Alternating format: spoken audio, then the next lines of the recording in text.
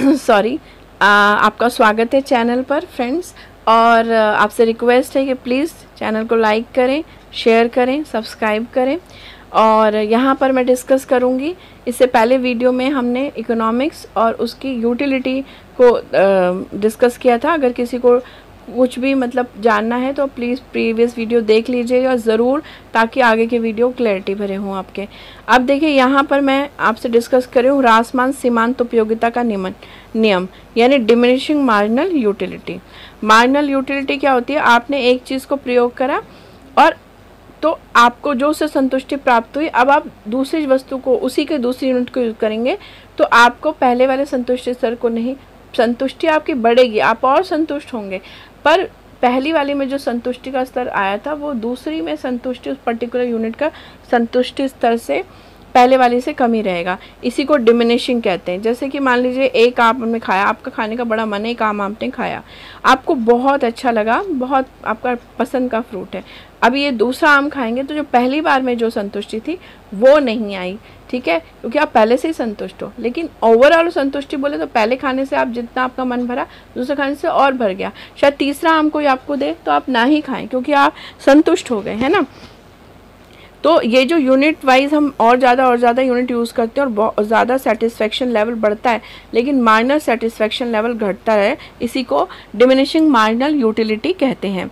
अब ये जो नियम है ये गॉसिन ने दिया है, ठीक है, और ये 1854 में दिया, ये ध्यान कर लीजिए।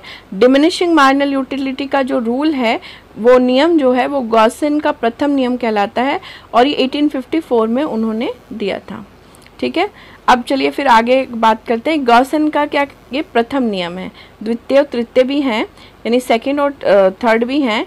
तो और इसके बाद इसका नाम जो है वो डिमिनिशिंग मार्जिनल यूटिलिटी मार्शल ने रखा। गॉसिन ने ये नियम दिया था, ध्यान से सुन लीजिए।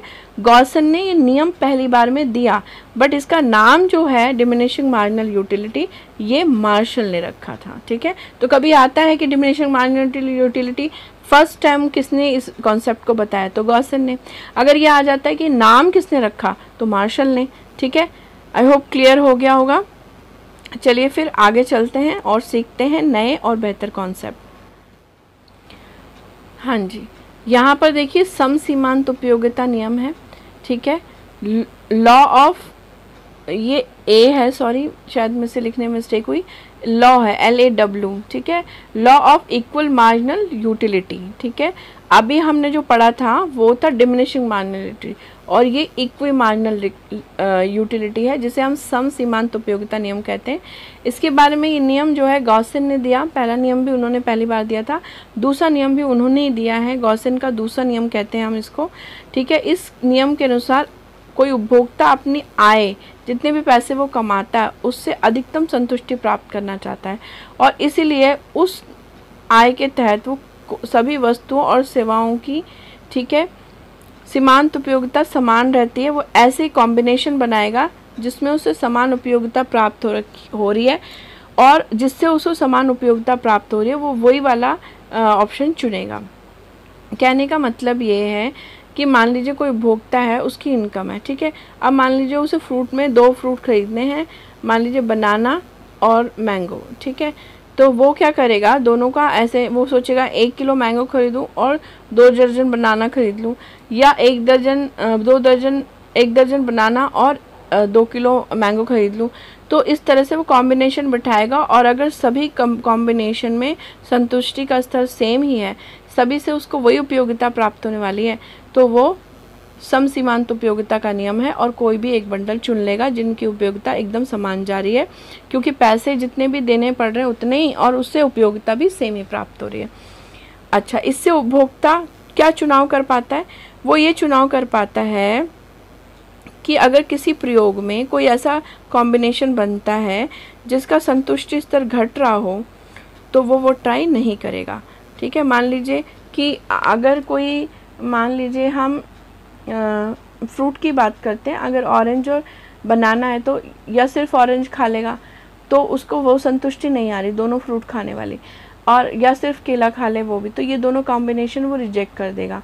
वो दोनों के कॉम्बिनेशन बना सकता है। वो 6 केले ले ले और वो 1 किलो संतरा ले ले, या फिर वो पूरा 1 दर्जन केला ले ले और आधा किलो संतरा ले ले। तो इस तरह के कॉम्बिनेशन में जिस स्तर पर भी उसको संतुष्टि का स्तर जो है, उसका यूटिलिटी लेवल जो है सेम रहेंगे, और जो उसे चीप पड़ रहा होगा, जो सस्ता पड़ रहा होगा, वो चुन लेगा।